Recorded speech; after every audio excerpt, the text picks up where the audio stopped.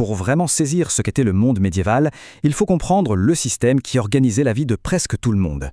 Un système qui dictait où on vivait, ce qu'on mangeait, à qui on obéissait. C'est l'ordre seigneurial. Et c'est lui qui a littéralement bâti l'Europe, champ après champ, village après village. Alors, voyons un peu comment tout ça a commencé. Tout part d'un chiffre. Un chiffre assez fou. Entre l'an 1000 et l'an 1300, la population en Europe a quasiment doublé. C'est énorme. 2 fois plus de bouches à nourrir, 2 fois plus de monde à loger. Cet essor démographique, c'est le vrai moteur qui va complètement transformer le continent. Forcément, toute cette population, elle a un besoin vital, de la terre. De la terre pour cultiver, de la terre pour construire. Et ce besoin va déclencher un changement de paysage radical. En l'espace de quelques siècles, les immenses forêts qui recouvraient l'Europe laissent place à un immense patchwork de champs et de villages. Le mot-clé de cette époque, c'est le défrichement. C'est vraiment ça, l'action de conquérir la nature, d'abattre des millions d'arbres pour gagner des terres cultivables. Ce n'est pas une guerre contre un autre royaume, non, c'est une véritable conquête intérieure, une conquête contre la forêt. Et attention, il ne faut pas imaginer que c'était un processus anarchique, loin de là. Ce contrat, c'est la preuve que la création de nouveaux villages était une entreprise très organisée, pilotée par les puissants, les seigneurs, l'Église. Ils planifiaient cette grande expansion pour mieux la contrôler et bien sûr en tirer profit. Bon, maintenant qu'on a vu la grande image, changeons d'échelle. Plongeons dans le microcosme où vivaient la plupart des gens, la seigneurie. C'était véritablement le cœur battant du monde rural médiéval. Au sein de la seigneurie, la terre est divisée en 2 parties bien distinctes. C'est un peu comme une très grande propriété. D'un côté, il y a le domaine privé du propriétaire, qu'on appelle la réserve. Et de l'autre, des parcelles louées aux habitants, les tenures paysannes. Cette simple division, elle est la clé de toute l'organisation sociale et économique de l'époque. Le vrai centre du pouvoir de la seigneurie, c'est le domaine du seigneur. On y trouve le château, évidemment, mais surtout toutes les infrastructures essentielles à la vie. Le moulin pour moudre le grain, le four pour cuire le pain, le pressoir pour le vin.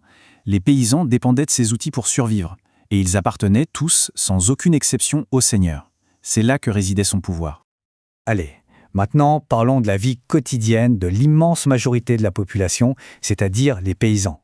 Leur vie était complètement rythmée par le travail de la terre et bien sûr par le cycle des saisons. Mais attention, la vie paysanne n'était pas figée pour autant. Des innovations techniques majeures voient le jour. Par exemple, le passage du collier de cou au collier d'épaule. Ça peut paraître un détail, mais en fait c'est une vraie révolution. Ça permet enfin d'utiliser toute la force des animaux de trait, de labourer plus profond et donc de cultiver des terres plus difficiles. Et une autre idée de génie, l'assolement triennal. Avant, on laissait la moitié des terres au repos chaque année. Avec ce nouveau système, on ne met en jachère, donc au repos, qu'un tiers des champs à la fois. Le résultat, il est simple mais il est puissant. Plus de nourriture, des sols qui restent fertiles plus longtemps et une alimentation plus variée pour tout le monde. Donc, avec plus de terres et de meilleures techniques, la production agricole explose. Mais la vraie question, la question cruciale, c'est à qui profite cette nouvelle richesse? Et là, on touche au cœur de la relation entre le seigneur et les paysans. Parce que oui, vivre et travailler sur les terres du seigneur, ça avait un prix. Un ensemble assez complexe d'obligations et de paiements qui formait une sorte de contrat social liant les paysans à leur seigneur pour la vie. Et ces obligations, elles étaient très concrètes. Cette charte nous le montre bien. Le loyer, ce n'était pas juste de l'argent, ce qu'on appelait le cens, c'était aussi et surtout un paiement en nature, une partie de la récolte, des poulets, un prélèvement constant sur le fruit de leur labeur. Le seigneur contrôlait aussi toutes les installations. Un paysan voulait moudre son grain, faire cuire son pain, il était obligé d'utiliser le moulin et le four du seigneur. Et bien sûr, il devait payer une taxe pour ça, les fameuses banalités. C'était à la fois un revenu garanti pour le seigneur et un outil de contrôle formidable sur la vie de tous les jours. Et puis, il y avait les corvées. C'était probablement l'obligation la plus lourde. Plusieurs jours par an, les paysans devaient tout simplement abandonner leurs propres champs pour aller travailler gratuitement sur la réserve du seigneur. C'était une dette de travail, ni plus ni moins. Mais alors, en échange de tout ça, qu'est-ce que le seigneur offrait en retour? Eh bien, il offrait une promesse.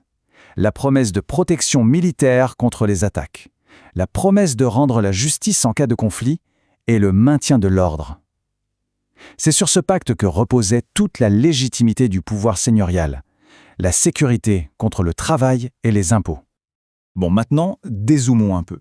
Parce que ces relations de domination et de protection n'existaient pas seulement entre les seigneurs et les paysans. Elles existaient aussi entre les seigneurs eux-mêmes. Et c'est ça qu'on appelle le système féodal. Ce lien entre deux seigneurs était scellé par une cérémonie très solennelle, l'hommage. Le vassal s'agenouillait, mettait ses mains dans celles de son suzerain, jurait fidélité sur des objets sacrés et en échange, il recevait symboliquement une terre, le fief, qui allait lui permettre de vivre. C'était un contrat à la fois personnel et sacré. Et ce contrat féodal, il reposait sur des obligations qui allaient dans les deux sens. Le vassal devait à son seigneur une aide militaire et des conseils. En retour, le seigneur devait protéger son vassal et lui garantir de quoi vivre en lui donnant un fief. C'était donc bien une relation à double sens, même si elle était, bien entendu, profondément inégale. Alors au final, cet ordre seigneurial et féodal, c'était quoi? Une pyramide du pouvoir bien rigide ou un réseau beaucoup plus complexe de loyauté personnelle? Et surtout, on peut se demander comment est-ce que cette structure, qui est basée sur un échange de protection contre des obligations, continue d'influencer, peut-être même sans qu'on s'en rende compte, notre vision actuelle du contrat social, du pouvoir et de la loyauté. La question, elle, reste ouverte.